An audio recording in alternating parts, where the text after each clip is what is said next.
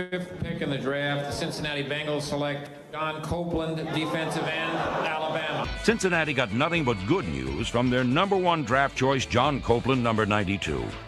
The mammoth All-American defensive end from Alabama lived up to expectations, consistently pressuring enemy quarterbacks and leading the team in tackles behind the line of scrimmage.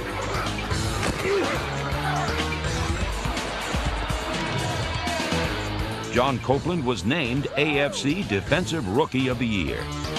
1 year after earning AFC Defensive Rookie of the Year honors, John Copeland continues to emerge as one of the league's rising stars.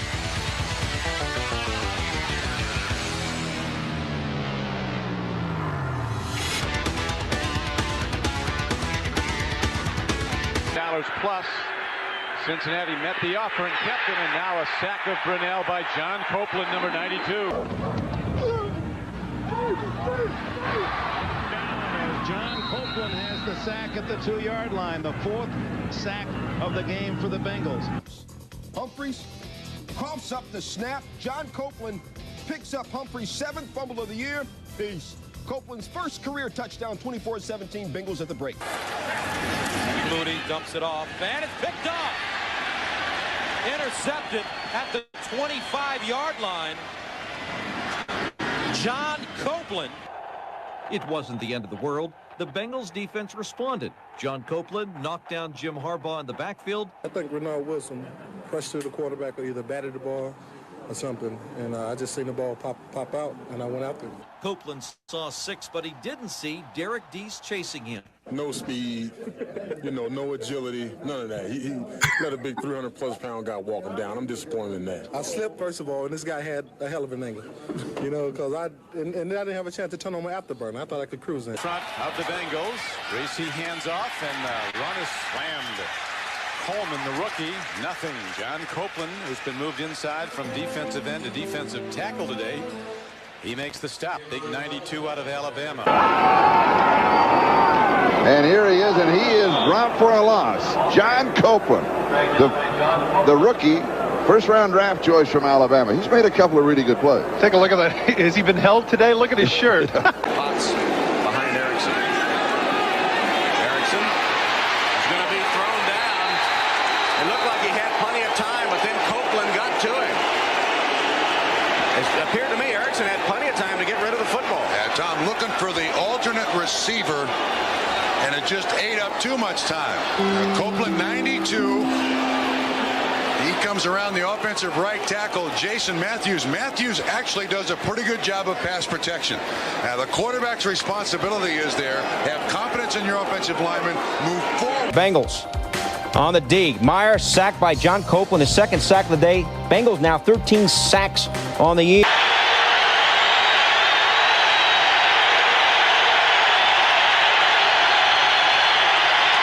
Marino can't get away. Sacked by Copeland. First sack of the day, John Copeland. He's the leader of the Bengals in sacks. That's his 5th of the season. In there quickly, too.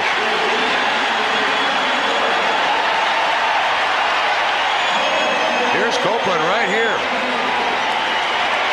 He's slow getting off the ball, gets around Sims, Pro Bowl guard. Hey, Copeland! Copeland! It's sack time! It's sack time! Go get one! They still haven't gotten the end zone on you. I mean, they did not score on that touchdown pass, believe me. All right, Copeland, excellent at the end. He didn't think he'd go one more, but I talked to him about those gassers. All right.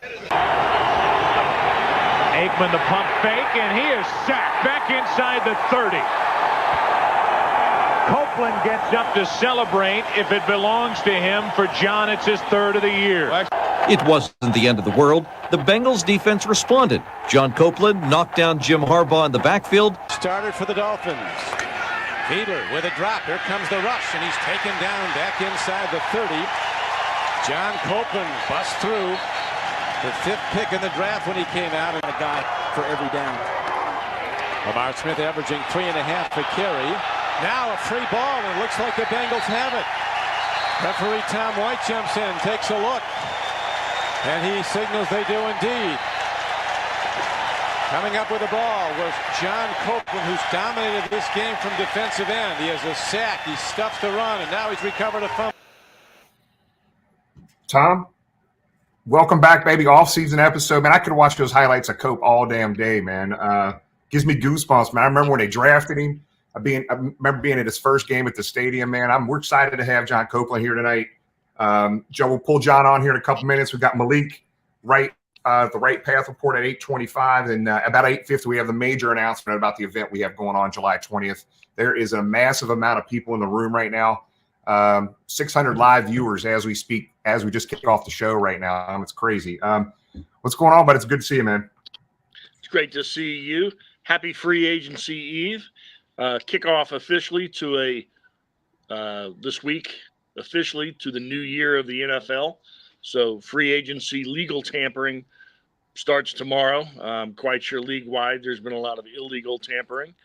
But that's not our focus right now. Our focus is on a Bengal great who gets to be with us tonight. First-round draft pick, number 5 overall in 1992, AFC Defensive Rookie of the Year. And in a tough decade for Bengal fans and Bengal players, he was an absolute stud. He was a beast. He could get to the passer. He could clog up the running lanes, just like he did at college when he got Alabama to a national championship. So we're very fortunate to have and welcome John Copeland. Yeah, we'll bring John on here real quick, just to let everybody know we are having some Facebook connectivity issues. So slide over to YouTube and watch it there real quick. Got some people watching on Twitter as well. So here he is, our man, John Copeland. What's going on, big dog? What's going on, fellas? Y'all doing okay? Man, life is good, man. So, John, this podcast we've been doing since 2000, since the COVID year, April draft, we started this thing. We've had dozens and dozens and dozens of players, former players, current players.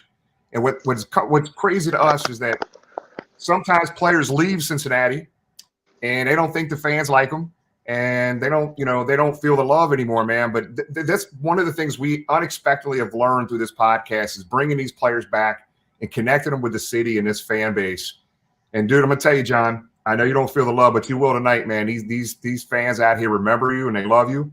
And the fans, when you're watching right now, type in as many questions as you can for John. We'll get to some of those questions for you. But welcome back, John. It's good to talk to you, bud. Man, it's good to be back. You know, it's been a long time since I've been to Cincinnati, and you're right. You don't feel the love. You know, you feel out of sight, out of mind, and I'm glad to get a chance to talk to some of the fans. There you go. Well, we'll kick it off a few questions, but as you guys are in the chat area right now, type in your questions, and we'll save those and pop them up for John. But Tom, go ahead and kick us off, buddy. John, like we said, the start for you was that 1992 draft. Walk us through the draft process with us. How did you get to know the Bengals organization, the Bengal coaches, as they scouted you? Did they let you know in advance you're our guy if you're still there at pick 5? Before I go any farther, let me get that video too. I like that. Some of those plays I don't remember. I've got it. Matter of fact, while we're here, I'm going to text it to you right now. Thank you, sir. You know, the only time I ever talked to the Bengals was when they came down to my pro day at Alabama. And I'd never had another conversation with the Bengals the entire process. The phone ring on draft day, and it's the Bengals telling me they're going to pick me at number 5. Really? Yeah. So, no contact, no go visit. You know, I went and visited like three or four different clubs. Never heard anything from the Bengals. Never went to Cincinnati to visit with them at all. And draft day, the phone ring. None of the paranoid. You hear some of these stories. Some of these guys are like, "Man, the club was talking to my middle school football coach wanting to know stuff about me." No, they were digging in my past. No James Bond stuff. No, if they did, I didn't hear anything about it. Okay, well, I can remember when I first knew that draft day, I had to go into work early that day, and the newspaper had your picture with this. If he's there, this is the Bengals guy. So yeah, the Inquirer knew the night before. Wow. But a big start for you. So you come to Cincinnati, certainly they're in a rebuilding stage, and we all know about the decade you had, but that was not reflective of your play and your effort during that period of time. First off, being a rookie, you had incredible success and took care of your side of the line. What was the biggest adjustment for you coming from Alabama, certainly the SEC, the strongest football conference in America, and coming to the NFL? What was the biggest adjustment and challenge for you? You know, I think with every level you get to, the game is a lot faster. So if you start from high school to college and from college to the NFL, it's faster. Now, the speed of the game when I first got there, you know, I was late for training camp. Came the last week of training camp. Practiced like a week before game. We played that first game. I want to say it was Philadelphia, first preseason. And man, it was a shock because, you know, I'm a guy, All-American. I thought, okay, it's football. I can do this. No, it's a lot faster than what you see on TV. That's good. John, tell us about some of the guys you played with. There's a lot of questions I'll pop up here in a second, but talk about one of your teammates. Talk about Tim Crummer. You got to play with him a couple years, right? Not only did I play with him, he coached me for a few years. Loved him. I loved Tim. I love his wife. I mean, great people. He was a great guy. Here's a story about Tim Crummer. When I first got there, Bob Kamelowicz, I think, was the defensive line coach. And he said, okay, Ricky, all you got to do, just keep up with this guy and do what he does. And I'm thinking to myself, okay, that's an old man. I could do that. Boy, was I wrong. Crummer is probably one of the toughest men I ever met in my life. He was a tough individual, and he worked his butt off. That's he's another beloved Cincinnati Bengal legend right there, John, for sure. Man, I love it. Yeah, here's a question from Luke Atkins. Who was the toughest offensive lineman matchup you had in your career? I played a lot of good guys. I would say Larry Allen would be at the top of that list. But a guy that I played twice a year, even he was in Jacksonville, then he went from Jacksonville to Pittsburgh, Leon Searcy. I know when we played them twice a year at both teams he was at, and I knew it was going to be a battle. When Leon and I got on the field, it was going to be a long day for both of us. Here's a good one here, too, from Mon from Florida. John, your most memorable game as a Bengal, do you have one? Probably Dallas Cowboys at home. I'm at home. I'm reading the paper. It's Saturday afternoon. And I see in the paper they're going to start Larry Allen for his first game at offensive tackle. And in the paper, the coach says, I think this will be a great game for him to start. And I took that personal. Like, no, this is not a good game for him to make his first start in the NFL. And I think I had like 12 or 15 tackles or something that game. Damn. All right, here's another one here from Greg Luther. John, what teammate did you always like going up against in practice? Willie Anderson. Willie, I know what Willie was bringing to the table. Now, if you wanted to get good work, you go against the best players. And Willie, I knew early on that Willie was going to be special.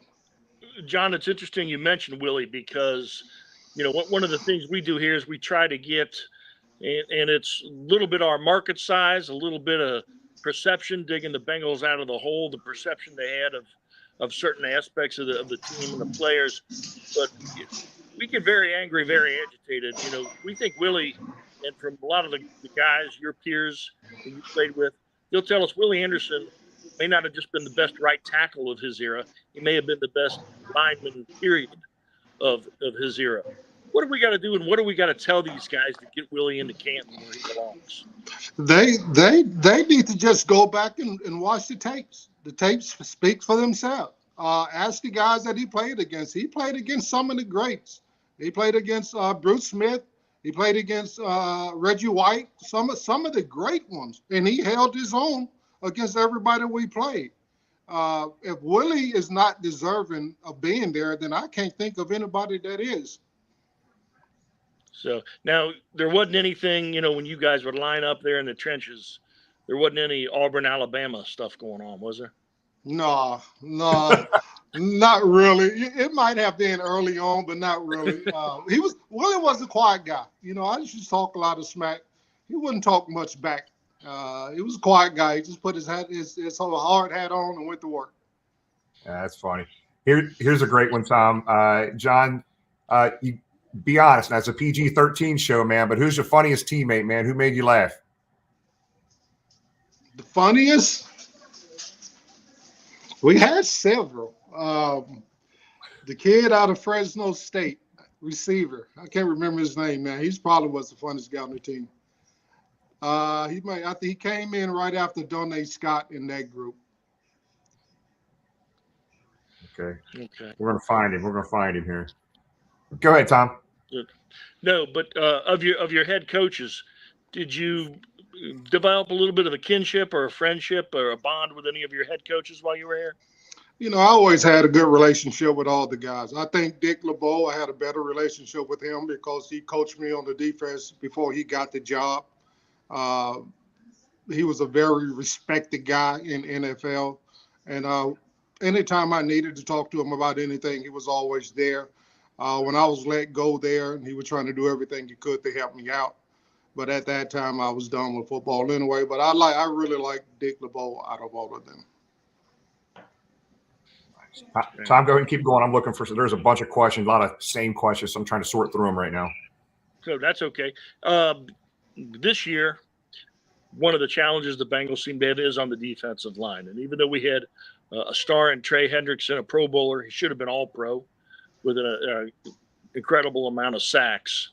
Mm-hmm. It seems like one of the nuances in the game – I had a draft expert. You might have remembered the name from being here in town by the name of Jerry Jones, not the Cowboys owner, but a draft expert. And he always told me the toughest thing for him to grade wasn't necessarily a quarterback coming out and how they were going to read, but a defensive lineman, a defensive end, and how they were going to adjust to the speed of the tackles and getting to the quarterbacks. If you were helping the Bengals this year going into the draft and free agency, what would you tell them to look at in a young college lineman and say, that's the guy that can help you? That's the guy that can disrupt the quarterback? That's a good question. If you're looking for a guy just to be a guy to get to a quarterback, meaning you're looking for an edge guy, or are you looking for somebody that can do a little bit of both? Because my philosophy always was, if you can't stop the run, then you can never get them in third down to throw the ball. Now, I know the league have changed a little bit since then, but if I want an edge guy, I want to, you know, a lot of nowadays in the NFL, it's a lot of smaller, quicker guys, and they're phenomenal. But you don't see the old school guy like the Javon Kershaws, where he can beat you with speed, he can beat you with power, he can go from speed to power. You don't see those kind of guys no more. And if I'm a GM, those are the types I'm looking for because they're going to be very doable, and they're going to be able to help you in the running game also. So, John, I'm sure you're keeping up with this, but we'll ask you a question here. So, if you're keeping up, obviously the Bengals, there's some need for the Bengals this year in that defensive line, especially the interior defensive line. Do you know is there any defensive tackle out there in this year's draft class that really sticks out to you, Reggie? Question here, if you're able to, you know any of them? I don't really. You could just pick anybody from Alabama and you'll be okay. Alabama, sure tell Willie Anderson you said that. But you know what? And getting back to our current defense, Lou Anarumo has had a lot of success dialing up defensive schemes against particular quarterbacks. He gives Mahomes probably more problems than any other guy in the league. But one of his philosophies isn't necessarily that guy that can get around the edge or make a move.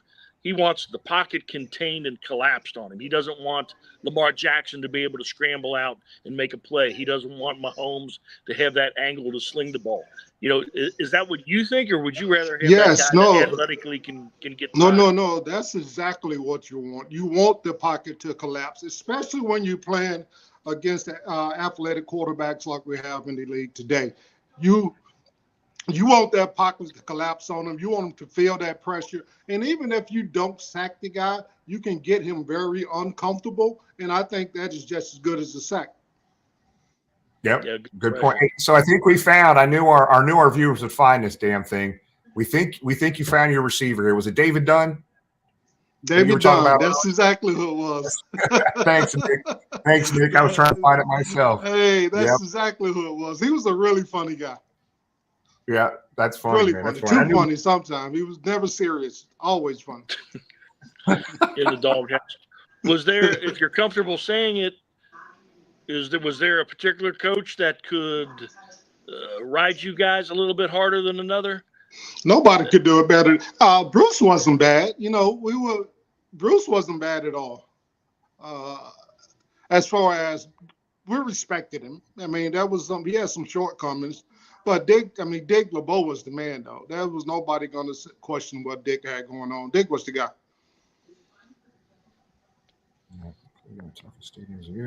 Go ahead, Tom. Keep going. I'm looking for some more questions. There's a bunch of them in here. Okay. Was there, as you played, a quarterback that you went up against that was the toughest to bring down, even if you guys got to him? Was there a guy that just didn't want to come down? There was two.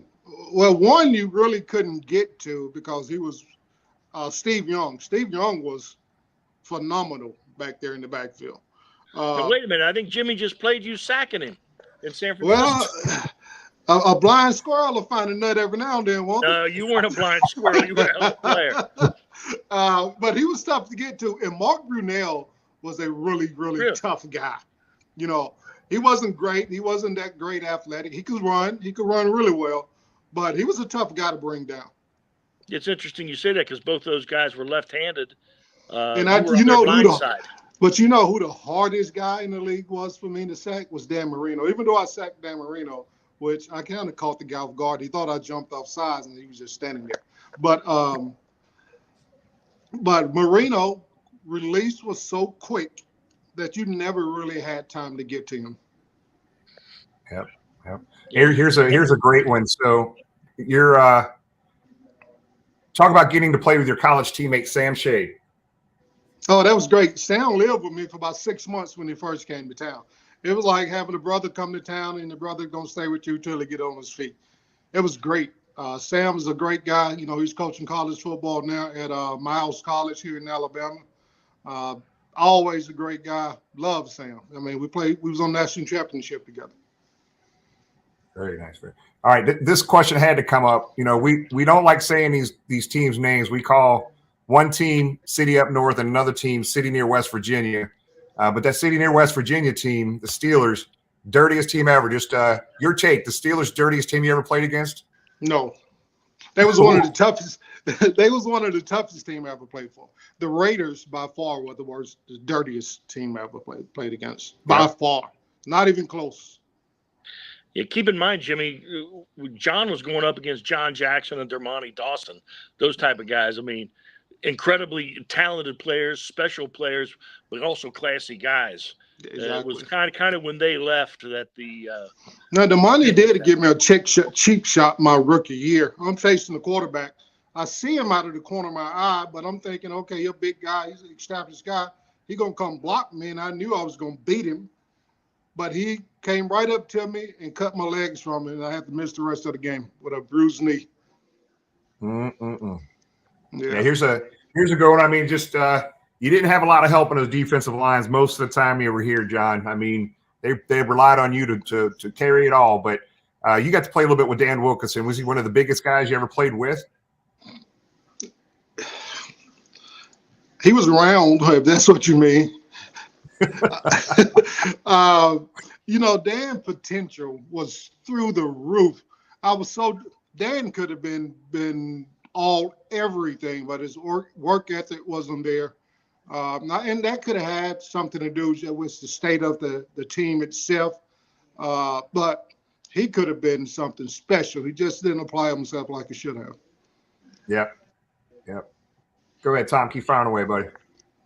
Well, with that, and we're talking about the draft coming up, with your success at Alabama and everything you achieved, did you find guys, and I'm not saying this was the case with Dan, but did you find guys that as they came out of the college game, and they don't have the money that the college guys are making now? I mean, but did the money change them? Did it pull the plug on some of their work ethics and their hunger to play football? The money changed everybody. It just affects others different than it affects some.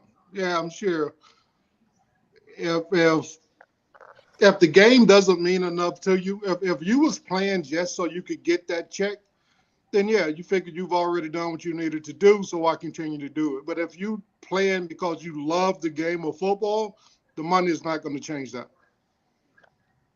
Yep. So, Coach, talk about your time in Cincy, man. Obviously, we all know it was. I didn't miss a game in the night. It was tough, man, and I know it was tough for you guys being on the field and having, not, you didn't have a winning season. You were here, man. Not your fault, right? No. But I mean, talk about your time. You come from Alabama, where you never lost, and you had a losing record your first year here, man. How do you cope with that, man? I know that had to be. It was tough, man. It was tough. It was really tough. I remember there was times early on, my first and second year there, I would come in after the game and go act like I'm in the stall using the bathroom, and I would cry. It hurt me that bad to lose, and it bothered me so much that nobody else seemed to care that we was losing like that. It really, really, really, really bothered me. But then, as it goes on so long, now you'll start falling into that same trap of, well, it don't bother me that bad, and that's not how it should be. Right. It was and what's really sucks, John. I mean, just the decade you played, right, man. You could have played in any decade in the NFL, man, and that was tough to watch, man, because we were sitting in the stands every damn game, feeling the same way. Like, man, didn't feel like. But I love the city. The city of. We was talking about this on the show. I haven't been up there probably 15 years, but I love the city. I love the people of Cincinnati. It was just like being down south, but the building was a little bit bigger. Everybody was friendly. It wasn't, I didn't feel like I was in any kind of mortal danger while I was out. I love Cincinnati. I really enjoyed it. Yeah, well, at some point, John, we're going to get you back in town, man. So many things have changed in the past 15 years. And especially during the decade of the 90s when you're here, it's you still keep up with the guys though, right? You still this is your team still. Bengals and Alabama. Yeah, you see, yeah. we still who they, no question. Yep. So talk about those guys. Talk about the current team, man. I'm sure that 2020 run last couple of years, 2 or 3 years, has had to be proud and fun at the same time for you. Yeah, man, just to seeing not only the team, but the organization have some success. It's time. It was about time. I was disappointed this year that we didn't do as well as I thought we were going to do. But what I want to see more of what I got when they went to the Super Bowl.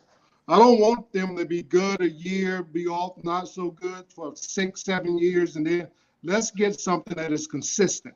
I think we got a good coaching staff in there. I think we got the quarterback we need to win playoff games and maybe go to another Super Bowl. So let's make this consistently a really good Cincinnati Bengals football team.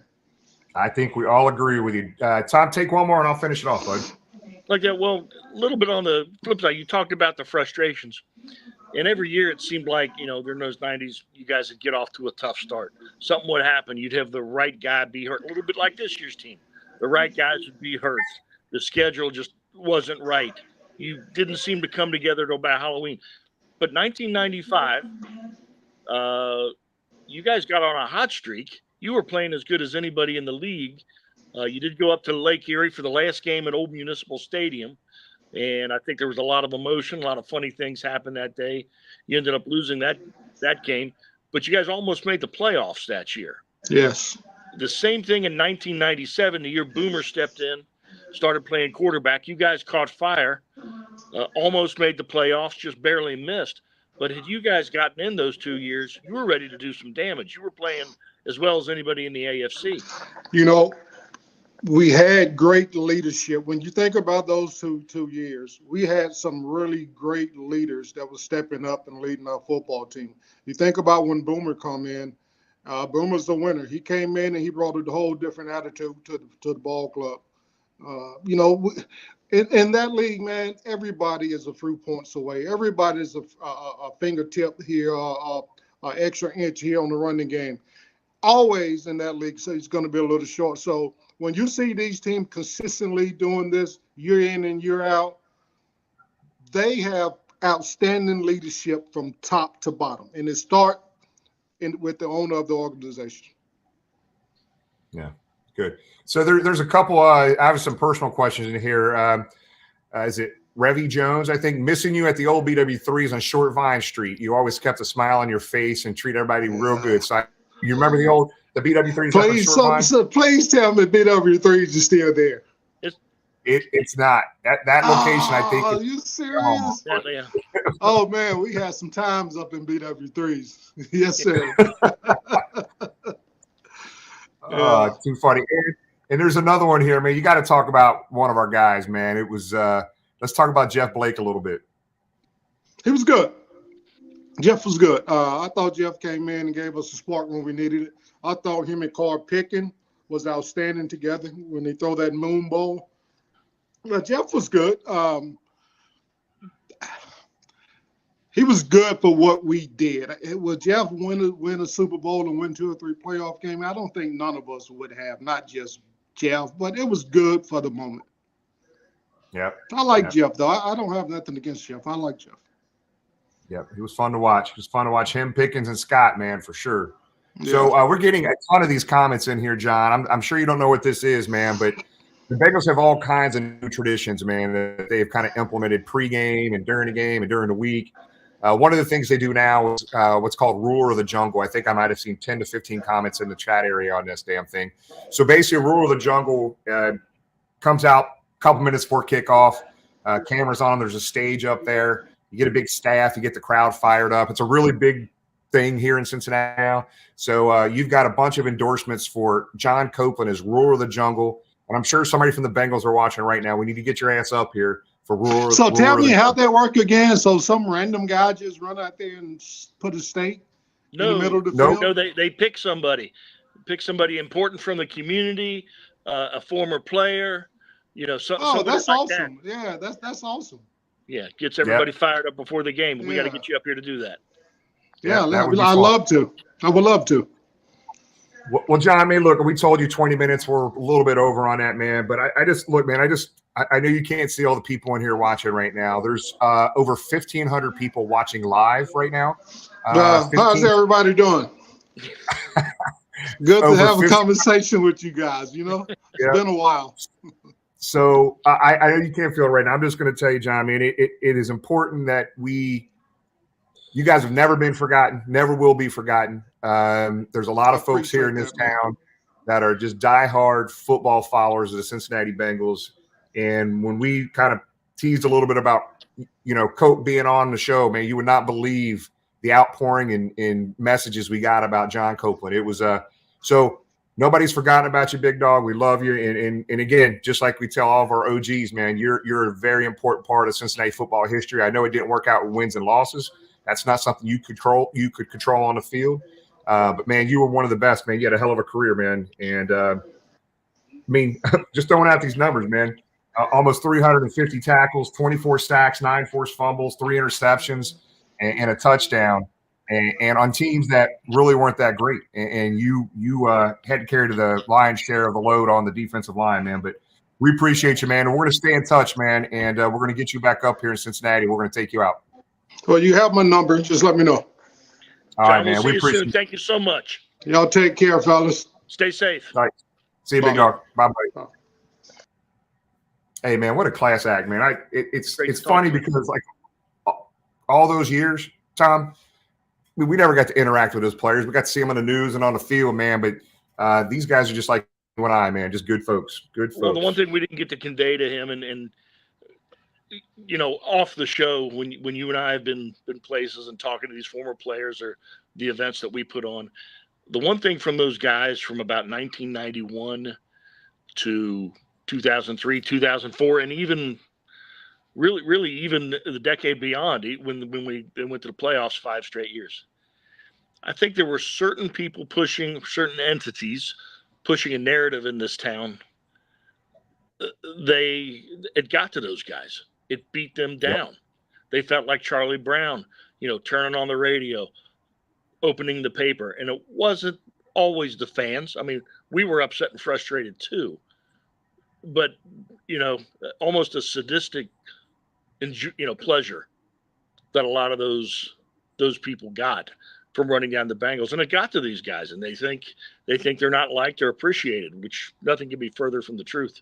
Anybody that put their body on the line to play in the NFL, that alone gives them respect. Hey, Tom, I think there's a lot of good takes out of that 20-25 minute conversation with John, but to hear him say, him going into the restroom, the stall, and closing the door and actually crying, man, that just tells you how much that dude hated losing and wanted to win. And man, tough stuff.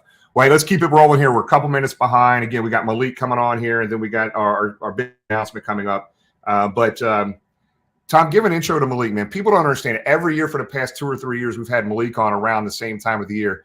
And he's not going to predict everything that's going to happen, but the guy definitely has some insight, somebody I truly trust, and does one hell of a job. But go ahead and do the intro for Malik.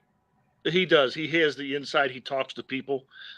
He is not a fire, ready, aim type of guy with his analysis of the team. He's informed. He works hard. He is not above talking to us fans, which is part of the reason he's on tonight. And hopefully we're building a tradition that first show as we start every offseason, he can come on and tell us the state of the Bengals as he sees it. But we really appreciate it. It's a true privilege again to have Malik on. So, Malik, are you there? I'm here, guys. What's up? I appreciate the nice introduction. It's growing, man. It's growing, It started off with that 1 off season to the 2 off seasons to the 3 off season, and here we are. So appreciate you guys always having me on. We'll see if Jimmy be honest. I was the one that discovered you to get you on the show. And when I said, Jimmy, we need to have Malik Wright on, what'd you say, Jimmy? I don't remember what I said. This has been years ago. You said who? You said who? But then you read him. Malik. I knew Malik before that. You read him, and you said, yeah, this is the guy. But, we're not going to get into Malik's sources and how he can attack the story. But I tell you, I wouldn't blame you because, admittedly, guys, I backed off a lot last year from free agency news because so much of this business is what have you done lately? You know what I mean? And, I kind of backed off too because, like, without going into detail, there were people, in that building that were, wanted me to be more of a friend to the Bengals, if you will. And, not always be the first to break stuff. So I kind of backed out last year, man. And I didn't go as hard. I mean, obviously talked about the Trey Hendrickson thing, talked about a couple of other things, but like, I really did back off last year because I just sort of wanted to just, discuss the moves they were making versus being the first one to break a story. Because honestly, when I first started, I never wanted to be the top insider and all that kind of stuff like that. That sort of stuff just sort of came with the relationships that I built. But I really do appreciate you guys having me on the show. I appreciate the introduction, man. And I appreciate you guys supporting me, even when it's not free agency season. Like I had a UFC event a couple weeks ago. Jimmy's the first one to come out there and show up, man, and support me. So I really love the friendship him and I have outside of, just football. So I really do appreciate y'all. No, I was kidding before. Malik, you're taking yourself out of your media role then. Mm-hmm. You're now the man. You're Duke Tobin. You're Mike Brown. You're running the Bengals. Mm-hmm.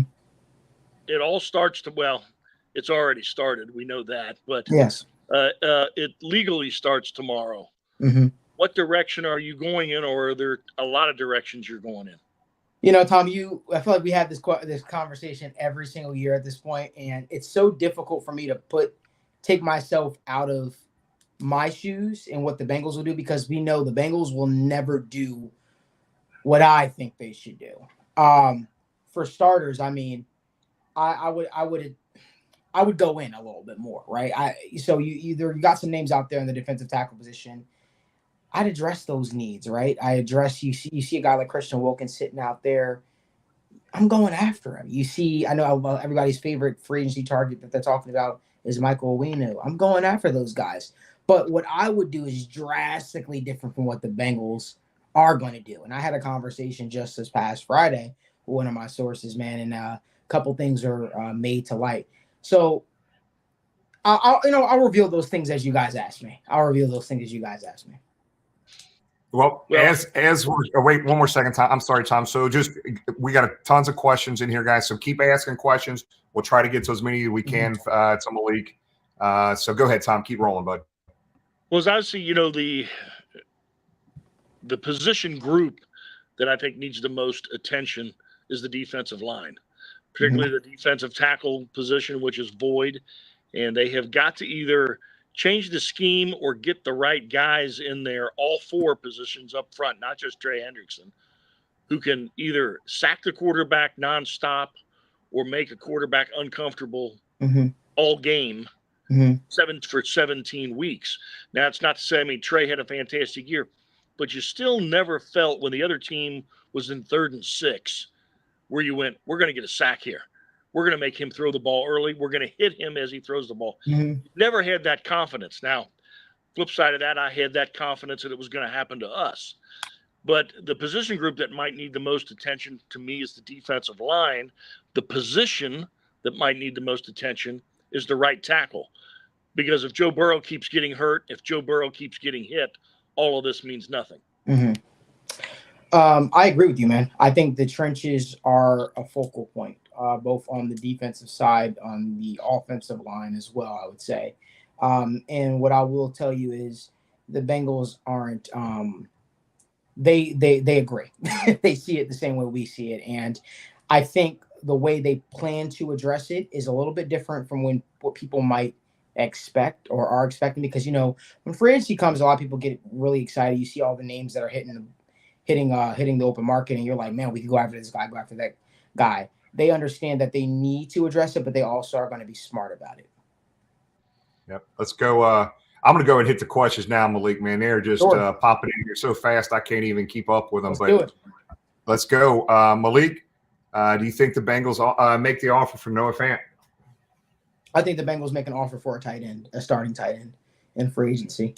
The Bengals don't, they don't tamper before the legal tampering period opens, obviously, guys, right? They don't, they follow the rule books. But no, I don't know who said starting tight end might be that they plan to offer, but as it was told to me is they plan to target the tight end position in free agency. They plan to not leave free agency without a tight end.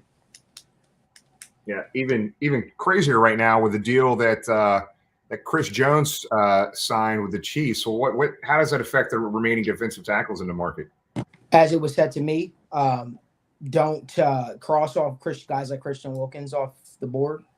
Any of the top tier defensive tackles off the board that people might be thinking about.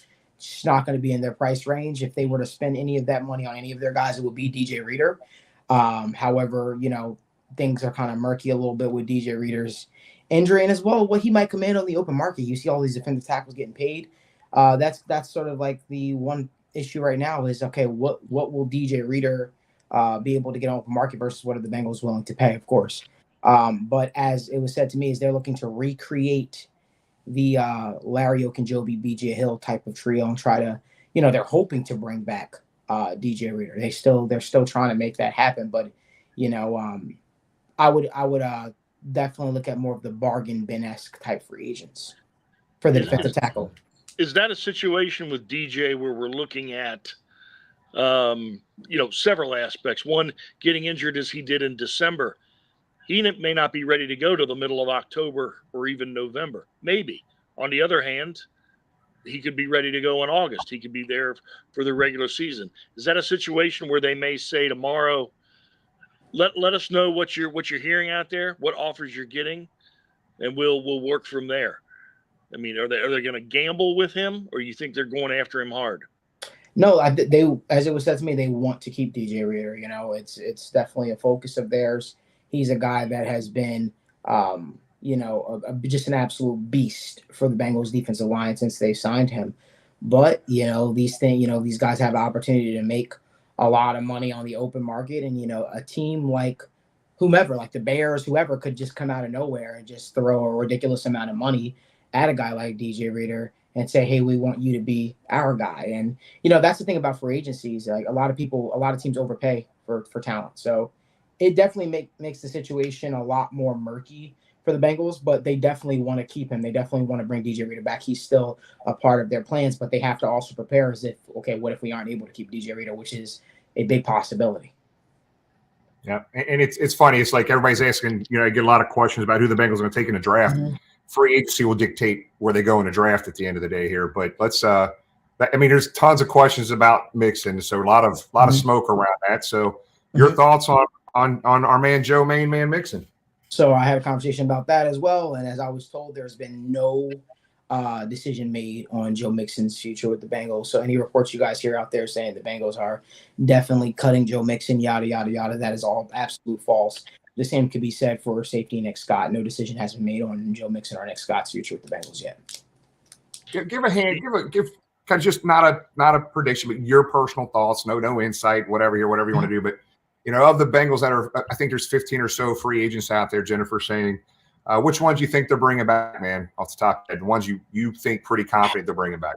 Man, that's tough to say. I think Drew Sample is a guy that obviously is probably going to be back here in Cincinnati.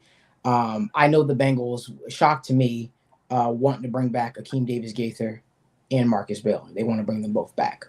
But those guys are probably going to have offers as well. So I thought that, that ship had sort of sailed. Apparently it hasn't. I think you can pencil in those lower tier level guys because, again, they're not going to really have that strong of a market. And it's going to be an opportunity there for the Bengals to bring them back. They can bring them back 4 weeks into free agency, 5 weeks into free agency. They'll be able to grab those guys. It's a little bit tougher when you look at some of the other names, guys like Chidobe Awuzie, who might be looking to cash in, might be looking to go somewhere else. Guys like DJ Reader looking to cash in, go somewhere else. It's tough. But I guess just to answer your question, Jennifer, I would say I would feel comfortable going with the lower level tier free agents that the Bengals were going to bring back. I think everybody else is up in the air because I also think, as the Bengals kind of go through this process, they're going to be looking to upgrade as well. Yep. And I got to pop this on. Here's maybe the 30th question about sure. Not that one. Sorry. They're going in here so damn fast. I'm jumping in here. So do we extend T? Obviously they've tagged him, right? So what's your thought on T? We've sort of had extensive conversations, obviously, about Dave Mulgeta, T. Higgins. I just think that coming off of the year T. Higgins has had, right, and the years obviously he has had where he's dealt with injuries, the numbers have been sort of low. I think we all can agree T. Higgins probably would cash in if he had a stronger year, right? I don't know if I see the Bengals extending T this offseason, especially considering what they might be looking to command. Obviously, his agent is trying to get him the best absolute possible deal that they can absolutely find. I just don't know if it shakes out this offseason. I think the franchise tag and playing on that is a realistic option, and then reapproaching the idea next offseason, whether he walks, whether he gets franchise tagged again, that I'm not sure of. But I find it very difficult to believe that the two sides will come to an agreement anytime soon right here. I mean, things could change, obviously, with this being such a strong wide receiver class. But also, you got to think T. Higgins might want to cash in on after having another strong year versus having a year where he missed a majority of the season due to injury. Malik, do you see something the Bengals, as we've watched the franchise change in so many ways, all for the positive in the last several years? But do you see a situation like we saw last year where Trey Henderson extended for a year, got a little more cash for himself up front, a little more cash overall, but also helped the salary cap?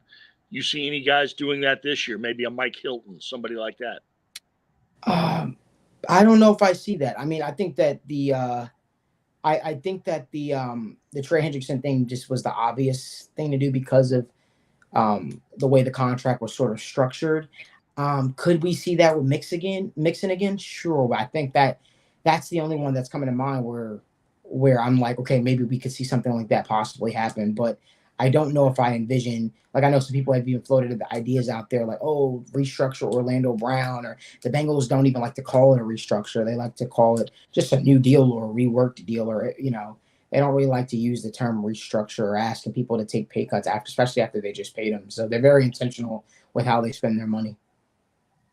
Yep. Let's go. Here's a great question, man. I'm not sure what's going on in the NFL with safety position here. Is there, here's a question about are they expecting Tyson Anderson coming back? Is there anything going on to act like they need to add 2 or 3 new safeties? That seems 2 or 3. I don't know about 2 or 3 new safeties. I know they're looking to add a safety, and as it was told to me, that safety, we're all looking at names of people like some of the sexier names like Xavier McKinney and all these Cameron Curl, all these guys that have hit, but they want someone who has done it before.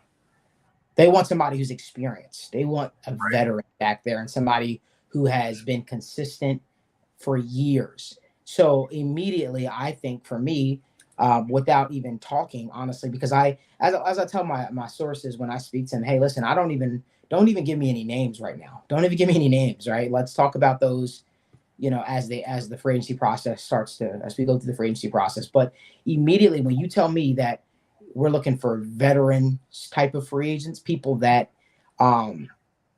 have done it before and not sort of like the younger players. Because when I think of younger players, I'm thinking about Xavier McKinney, Cameron Curl, I'm thinking about Darnell Savage. Immediately, my ears perk and I say, okay, do any of the guys from Buffalo make sense? Do any of the guys from Buffalo make sense? Does Poyer make sense? Does Micah Hyde make sense? That's where my mind goes. But as it was told to me, the Bengals are looking to bring in a veteran safety and a starter at that. And I don't know what the future of Dax Hill holds at the safety position, but I do know that they still believe in Dax Hill. I have to put this up here. There's been so many people asking questions about, the popular tight ends, Hayden Hurst and Uzama. That's not happening, I'm assuming. I didn't ask specifically about them because I think that I got their answer last year when I asked a couple times about them, not Uzama, but about Hurst. I just think that if you didn't make a real valiant effort to sign Hayden Hurst last year when he wanted to stay in Cincinnati, and I spoke to someone close to Hayden's camp and said the Bengals dragged their feet throughout the entire process of signing Hayden Hurst. Hayden Hurst said apparently he hadn't heard from the Bengals throughout the entire process. Why would they bring him back now after the serious injury that he had, after him being on the wrong side of 30? Listen, they're looking to get as I asked Duke Tobin at the combine, hey, what's going to be the deal with the tight end position, right? It's been a revolving door the last couple of years. So what's it going to be here? Well, everything that I asked the combine, and I've also conversations I've had, they're looking to get a tight end that they can build with. So I'm guessing whoever they decide to sign at the tight end position is going to be younger and a person that can sort of grow with this team as they go and not, have to worry about, okay, this guy is signing a 1-year deal, then he's off the books next year, and we have to continue to figure out the position as they go. I do think the tight end position for the draft could also be an option later. I know a lot of people love the whole Brock Bowers hype. I don't think the Bengals draft Brock Bowers, but as it was told to me, the Bengals are looking to leave free agency with 2 starting defensive tackles, right? Whoever those might be, they might be. They're looking to leave free agency with a right tackle, and they're looking to leave free agency with a tight end. That is what was told to me. So there you go. Go ahead, Tom. Well, speaking of that right tackle spot. And a safety, sorry. That's right. Why not? Why, let's get it all. But it would be nice because it is nice. One thing Duke Tobin does do, whether the guys work out or not, and there's no crystal ball that's that clear that whether he's a free agent or a draft is going to work out, is going into the draft not being forced to take a particular position. Right. We've done that. We did that in the 90s. It doesn't work. In recent times, Billy Price did not work. That was not the center they had focused on, but they had to have a center, so they took Billy Price. But with that right tackle spot, do you look at it as will they accept a guy who's maybe a little long in the tooth on a 1-year deal, a Riley Reif type, maybe a more talented Riley Reif type to play that right tackle spot next year and draft a guy high and develop him to be ready to go next year or in 2 years? Yeah. Or do you think they're all in for a guy that can start and play for 3, 4, 5 years, open holes for the running game and keep Joe Burrow safe and happy? I think both options are on the table. However, when we talk about that, right, we have to also discuss who is that bargain bin right tackle that you can ask to come in, start for year one, and help a guy develop. Is it George Fant?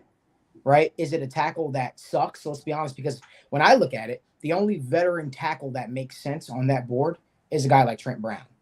Trent Brown is a guy that has also had weight issues, right? So you have to also question the motivation and does the fit make sense? But ideally, whoever you sign, even if you did go the bargain bin route, 1 year route, they've got to also be good. They've also got to be good because that's how Joe Burrow has gotten hurt. That's how we found ourselves in a situation in which it's been sort of like a revolving door at the position. So I think I think that's a little bit tough. I think that when you look at it, the right tackle position that they might look to address, it has to be a guy that they definitely see upside with as a starter. So I know the name. This name has not been brought up to me specifically because I asked. Again, I don't want you to tell me names, and even if I was given names, I obviously wouldn't say it right now. But I think Mekhi Becton is a guy that fits that mold personally because he was in the Frank Pollard was in the room when that guy was drafted with the New York Jets. He had one of his better years under Frank Pollard.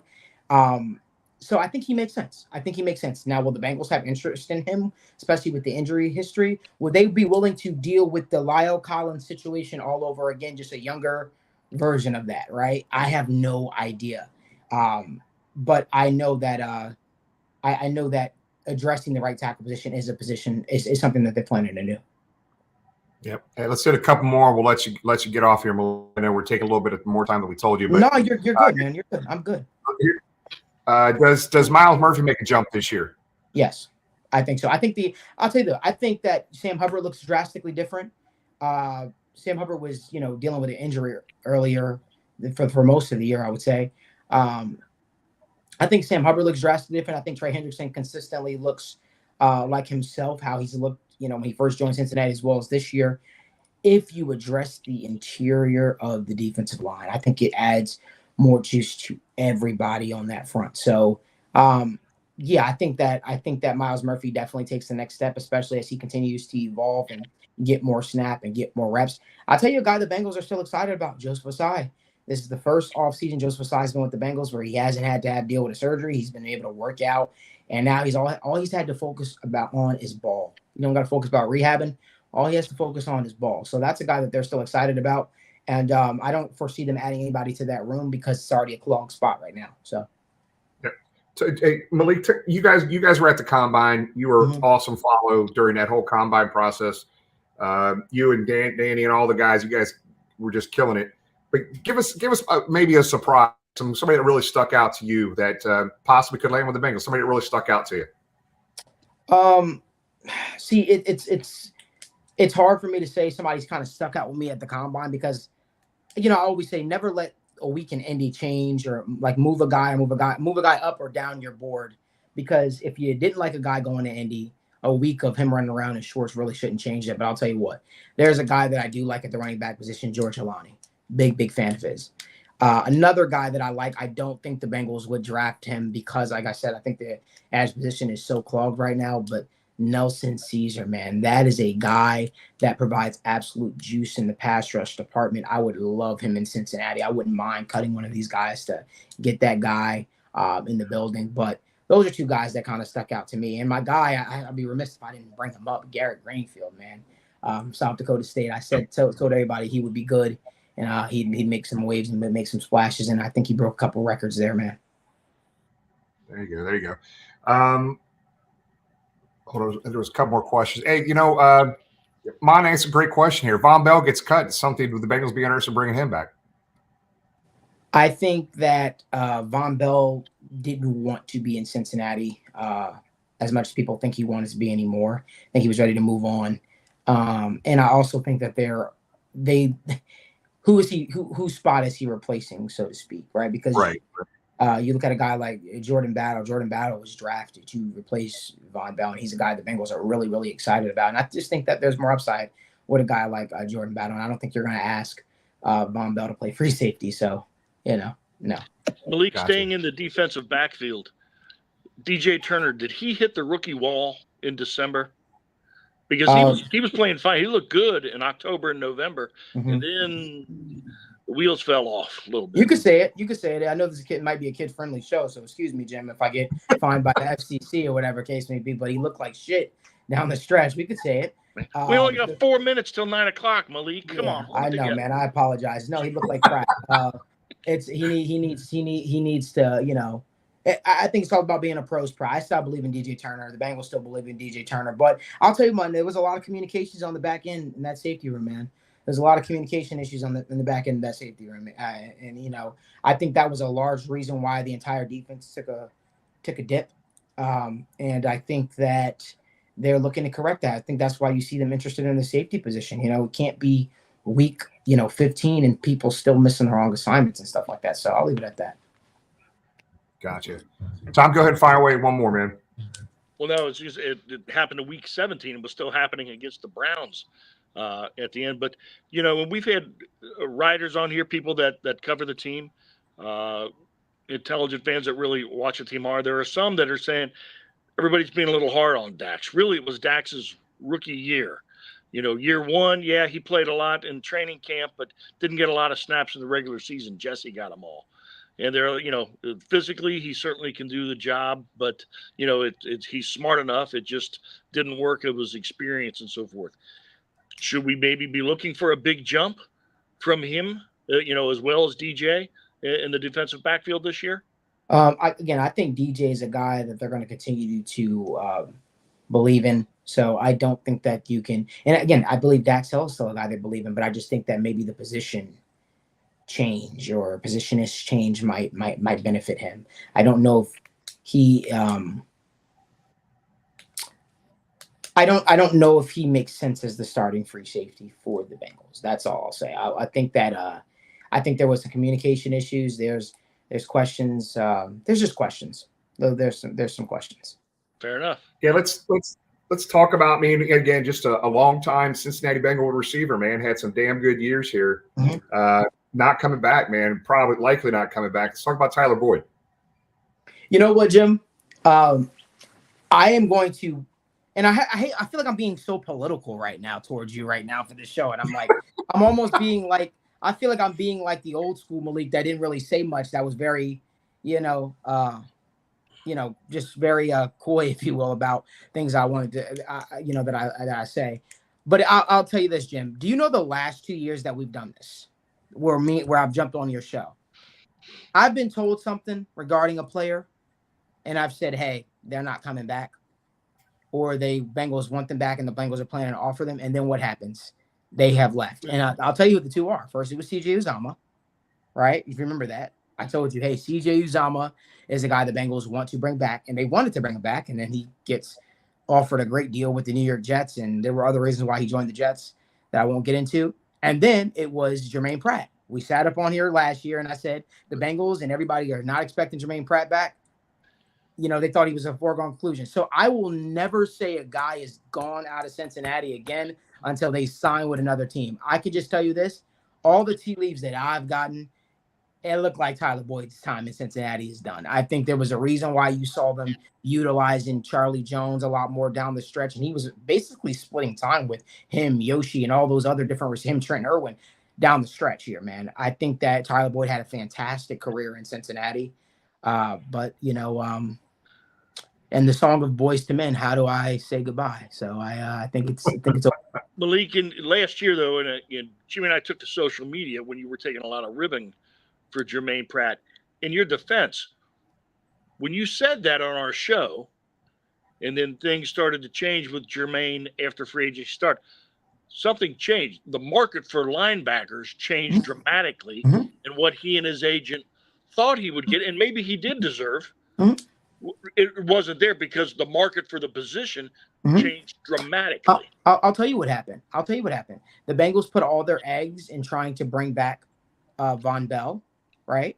Von Bell didn't want to be back as much people think he wanted to, and he got a great offer to go to the Panthers. He went there, and then the Bengals are like, oh crap, what do we do? They were trying to exploit the safety market, right? And then TJ Edwards, first linebacker to sign, and he signs for a cheap deal, because guess what happened the last couple of years, guys? These teams got burnt by paying off-ball linebackers, and everybody was throwing a lot of money at guys like Corey Littleton, at Nick Kowalkowski. Right. And guess what? They're like, we're not getting ourselves in that hole again. We're not doing it again. We're not paying these guys again. So when TJ Edwards, PFF's #1 rated linebacker in free agency, hit the open market, and he was the first one to sign with the Chicago Bears, and then the domino fell, and then was it Edmonds, or was the guy from the Bills? I forgot his name. I know you're talking about Tremaine. Yeah. He then signed. Guess what? A guy like Jermaine Pratt, who is basically been utilized as a 2-down linebacker, right? He essentially was able to sign for a lower discount for the Bengals, and his big thing is he wanted to go somewhere and be an every down linebacker, and he wanted to prove what he had. Now, this year didn't look that great on tape. We'll see what happens next year. Yep. Tom, fire away one more, man. We'll be good to go. Well, kind of ending that with the linebackers and the defense. A couple different people told us different things. One guy said this was not true at all. Another guy said this was the case, that our linebackers played a little softer last year. They were playing a little bit further off the line of scrimmage. They weren't making the plays they had the last 2 years because they felt they had to because of the deficiencies in communication in the defensive backfield. Did that affect Logan Wilson and Jermaine Pratt? Yes. I think so too. Yes. I believe that. I believe that 100%. Yes. That resounding yes. And I think, the one thing about a defense is I'll refer to this guy a lot over the next 6 weeks, and our viewers are going to get tired of it. But the old draft expert here in Cincinnati, Jerry Jones, he always said, in the modern NFL, and this is back when Jerry was still with us, he said offensive coordinators are not, by and large, dummies. If they look at 11 guys on the field for a defense, they know where that weakness is, and they will exploit it over and over and over till it gets fixed. And that's something the Bengals have got to fix. They've got a lot to get fixed on that defense. They went from a almost Super Bowl defense to one of the 6 or 7 worst in the league last year. But I do think it's easily remedied. It can be remedied, I should say. Yeah, I agree with you, man. I think it can be remedied. It's sometimes easier said than done. Absolutely. Hey, Jimmy, is it okay, since we're going to be asking Malik, can we ask Malik to hang out for our announcement? Yeah. Malik's on the inside on that. He understands what's getting ready to go on. But Malik, let me ask you one more thing here. There's been a bunch of questions in here. I can't go back, can't find who asked this question. I'm sorry, whoever asked this question. So a few changes on the Bengals coaching staff there, man. Talk about those changes and kind of what you think about it. So it's funny, on State of the Jungle, I kind of talked about it earlier before, the season officially ended. And I said one of the things I wanted to see the Bengals do was bring in a passing game coordinator. I think that some of the biggest issues that we've heard people talk about for years, who break down film for the Bengals, is that their route concepts for the Bengals sometimes are very basic or confusing at times. I think getting guys in here that have specific roles and can simplify the offense is a plus. Making sure everybody understands their responsibilities is a plus. I think that the more voices, right? Because I think that when obviously a new coach comes in, he's going to hire his buddies like Zach did. He's going to hire his buddies and people that he knows. And sometimes you might not get people giving it to you straight. You might not get people giving it to you, telling you what you need to hear, people that are willing to go against the grain.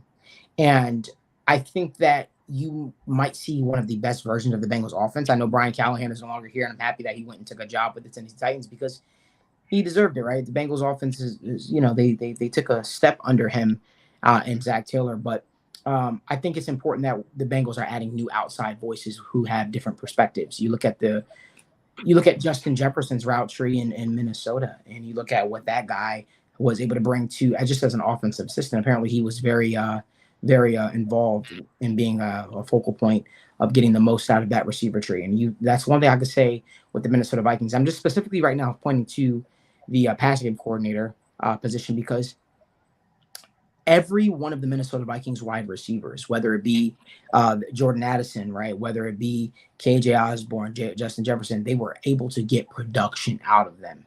And so you look at what that guy was able to do, just being in that room and what he's expected to add to this wide receiver room, and it's just going to be special, especially, Bengals already have a fantastic wide receivers coach in Troy Walters and stuff like that. So anything you can do to sort of simplify it and allow people to hone in a little bit more and focus on their responsibilities. And I don't think this is a bad thing. I think that this is actually a good thing, because I felt like the offense was very stagnant at times. And, one thing that I'm looking forward to see them do is taking a jump, marrying the run game and pass game together. I know some people don't think that that's important, but I think it's very, very important. I think it's important to establish the balanced game.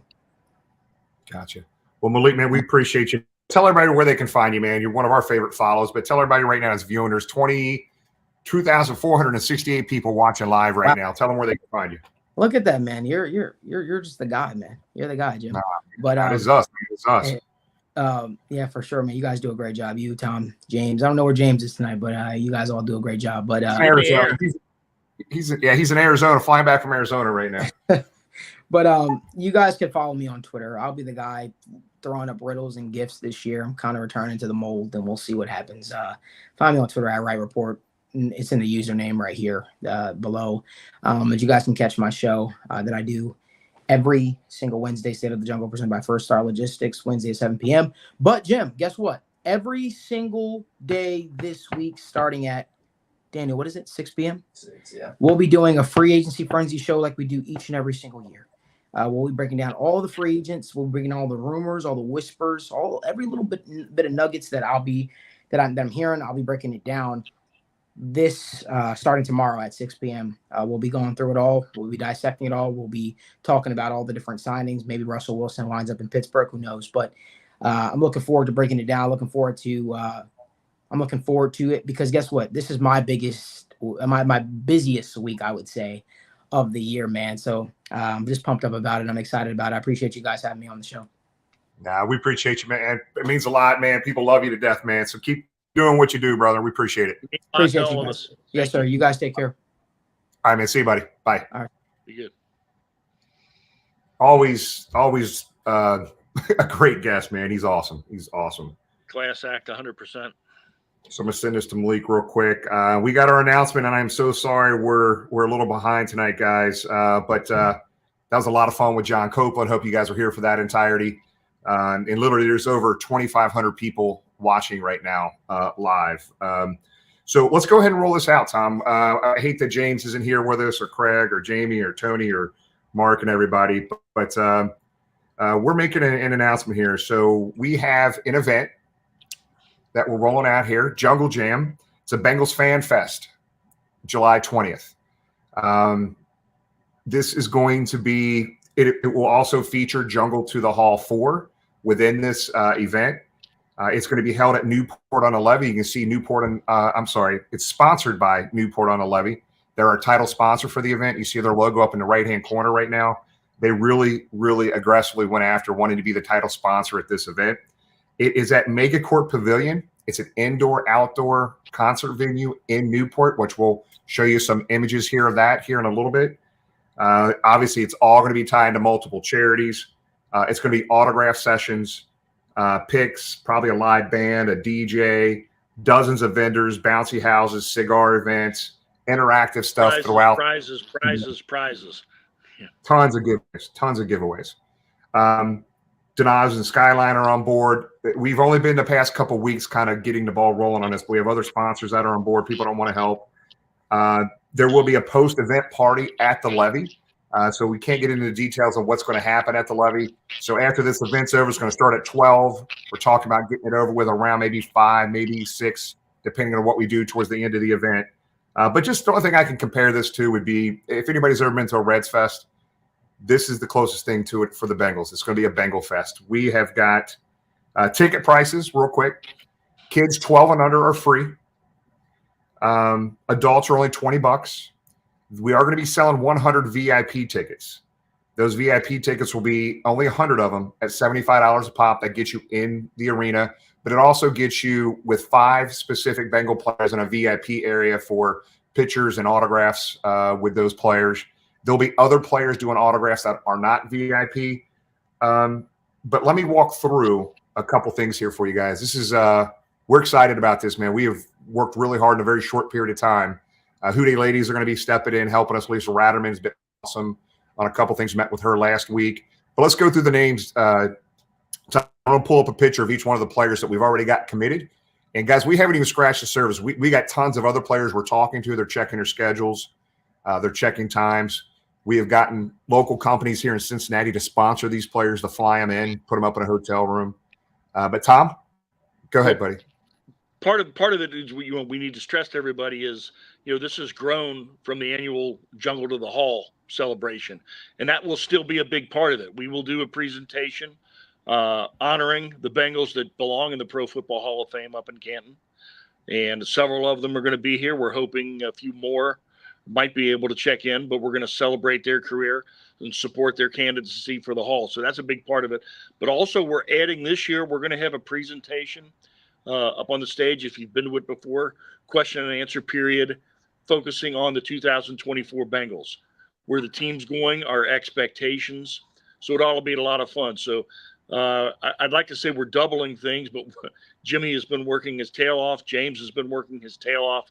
They're not just doubling things. It's doubling it and then so much more. It's going to be a lot of fun. It's going to be all day.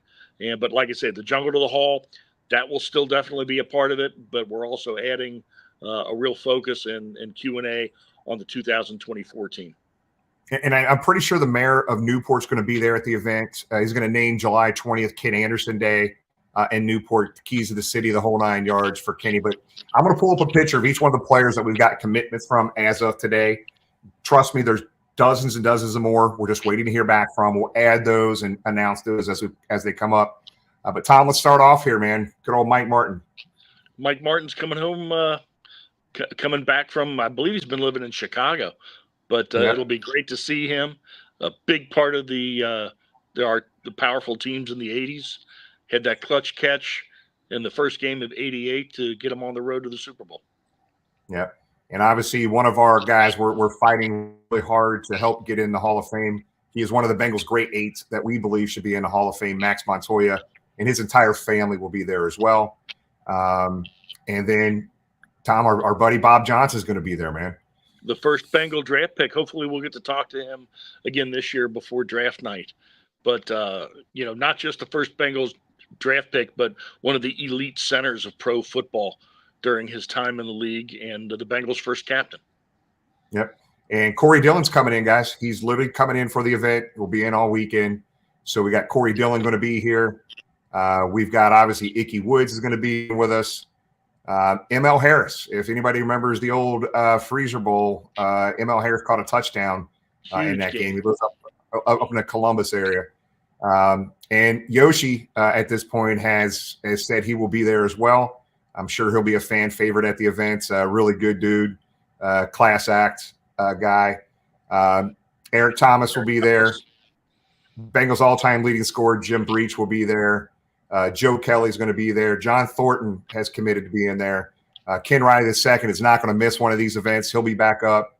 And obviously we'll have Jeff Hobson, Ken Anderson, Dan Horde, Trent Irwin at this point has said he's gonna be there. We hope he makes the team. Tim McGee, Lapp, and good old buddy Lapp, Shane Graham, and good old Pete. Let me tell you, I was talking to Pete the other day, and literally Pete said, "Hey, can I drive my RV down?" If anybody knows Pete, he loves his RV, he loves cigars, and he loves Crown Royal. But Pete's coming down to meet us. Jeff Blake. Anybody in Newport can help us find a place for Pete to park his RV for a couple of days. It would be much appreciated. Yep. Let's talk about our guy, Jeff Blake, man. Just again, Corey Dillon, Jeff Blake, Willie Anderson, all those guys, man. They were fun to watch together, man. But Jeff Blake's coming in town for it. Rich Bram will be there, and we've got more guys. We've got more people coming, but that's a pretty good list to start out there with, and we're going to add to that list as it gets closer. Now, we don't have the details. We're going to have an autograph session. We can't tell you as it stands today who's going to be in all these autograph sessions. We will announce the VIP area, who's going to be in that VIP area, so you can make a decision if a VIP ticket's something you want. So, guys, I don't even know what else to say about this event. It is something that we have said every year. We keep ramping this thing up. The Jungle to the Hall, we started 3 years ago. There was 200 of you guys that came up in bad weather. The electric went out in Cincinnati. Still over 200 fans showed up at the Hall of Fame when we did this 3 years ago, Tom. Massive crowd each of the last couple years. Last year, the banks advised that we had about 3,000 fans down there. This year, we're taking a huge step and a huge chance. We paid a lot of money out of pocket for the event venue, but there's no doubt in my mind that this is going to be the most fun off-season Bengals event ever, and it's all because of you guys. So the ticket link will not be available until early this week. So as soon as the ticket link becomes available, we'll shoot it out. We have to cap this. I don't know what the number is. I think it's like 3,500 is what we have to cap it at for a sell, because we're using it's the indoor-outdoor venue. So let's go ahead and look at that right now, Tom, if it's okay. So let's go take a look. And Tom, tell me if this is working right, because I'm going to be off screen. Well, it is so far. Okay, hold on. Okay. All right. So guys, this is an indoor-outdoor concert venue. So it's July 20th. It's hotter than heck. Most of this stage will be taken off. We've got the second floor up here, if you can see the cursor. There's a big, giant VIP room in the back. This whole area back here will be VIP. We'll have the whole inside a DJ and likely a live band ending the event. And then you can go to the back. It's indoor, outdoor. So we've got this huge venue in the outside as well. So kind of show you that picture real quick. So this is the outdoor venue. We'll be able to fight and beat the heat and the sun this year. And if it should rain, we'll have that beaten as well. Yep. Yeah, we were going to have a cornhole tournament. James is working on right now for charity in this area over here. If you can see my cursor, I don't know if it's showing up on that at all. But guys, this concert venue, I can't begin to tell you, this big door right here is a big giant aircraft hangar door that opens up, as you can see, so you can see the inside and outside together. So TV monitors. There's going to be all kinds of special guests showing up through the event. Likely, so I'm not going to name anybody else at this point, because there's a lot of folks that will likely be there. But Tom, that's players that are adjusting their schedules, right? Trying to adjust their schedules to get there. Yeah, it's interesting. We've had so many different dates on this schedule. And this date, July 20th, the Bengals camp doesn't start until maybe 3 or 4 days after the July 20th date. So there actually are some players that are adjusting their schedule to come in a little bit earlier. To spend time with you guys at the event. So I can't begin to tell you. Tom, myself, and James went through the venue here last week. Abby over there at the Megacourt Pavilion has been awesome to deal with. The folks at Newport on the Levee are extremely excited. So we're going to make a day of this thing. So the event starts at 12. Somewhere between 5 or 6, it will be over. From there, we're heading over to the Levee. They're talking about doing all kinds of fun events over there. Go there, grab some dinner, and heck, even that night is the Mike Tyson fight later that night. So looks like we might have a place to watch that over there at 16 Lots over on the Levee as well. So stay tuned to our social media platforms. But I just encourage you, when the ticket link's available, grab your tickets, grab them. $20 is a pretty reasonable price point, and 12 and under are absolutely free. I have all kinds of interactive stuff ready for you guys. There's a lot of questions in here. When do the tickets go on sale? As soon as the ticket link is ready, we were hoping to have it ready for the show tonight. We're being told that that link will be available here probably tomorrow or Tuesday at the latest. So we'll make sure we post it on all of our platforms. But grab the tickets. This is an event being run by the fans for the fans, guys. There's not a dollar one, penny one being made by any of us. We'll announce the charities that the money's going to be going to. And then if we're in the black on this event, anything that's in the black will go towards probably 3 different charities that will divvy that money up for that day. So, Tom, anything else you want to add on this? Well, just to be noted that we're not done adding to it. Like I said, we talked a lot about it, how much we wanted to expand it, how much we wanted to improve it. And that just, the basis of it is still Jungle to the Hall. But also a celebration of the Bengals fans, and the team for the upcoming year. So, but we're not done planning it. I would have to say, is it safe to say, Jimmy, that there'll be changes to the players coming, and that there will be names that everybody will appreciate and be excited about. Yeah, I mean, just that list I just went through, I'm sure everybody's pretty damn excited about that. But I want to say names right now, but I can't because it's not 100%. It's like 90%. So I'm going to hold off. There's some really big names, guys. There's some really big names that are popping up on this. And if you're out of town, guys, we've gotten a lot of messages. If you're out of town, we're trying to work some deals with some local hotels as well, right there in the Newport area. So we're working on that for you. There will be a link on all of our platforms, Facebook, Twitter, Instagram, that will be on all of our platforms. The show did not air tonight live on Facebook. We had a connectivity issue, but it will be on all of our platforms, including Facebook. Somebody's asking about that right now. Guys, if there's, we're still looking for some sponsors. If you have a business or somebody you know would like to be involved to help us with this, let us know. We took a big chance on this damn thing, and I'm excited about it. I know it's going to go over well, but man, oh man, and never in a million years I thought we'd be organizing an event at this level, at this magnitude. It's going to be an absolutely wonderful day. I can't wait for it. Just cannot wait. Tom, anything else you want to add, man? No, I think that's good, but certainly hope everybody looks us up on social media tomorrow. I don't know if the Bengals are going to be signing people immediately, or the rumors at least that the Bengals have signed people are going to pop up immediately, or is it going to be day 2, day 3? But significant things start for the 2024 Bengals tomorrow. So hope to see everybody on Twitter or wherever on social media. And let's get fired up. Next week, we will be here again Sunday at 8, off season till the games start. We'll be here Sunday at 8 every night. So it's going to be a busy free agency period and a very busy draft season. Look forward to seeing you next week. It's on one name I left off. I forgot. There's going to be some non-football players there. So if you're a WWE watcher and Street Profits, D'Angelo Dawkins is going to be with us as well from Street Profits. So he's been at the tailgate. The guy's a great dude, and we know there's a lot of young kids out there absolutely love him to death. So again, mark your calendars, July 20th. Keep an eye out for tickets. The ticket link here popping up here probably next day or two. We appreciate you guys. Just have fun with this event and make it something special for everybody involved. Guys, we will talk to you later. See you next week, and we'll see you then. Good day, everybody. Good day.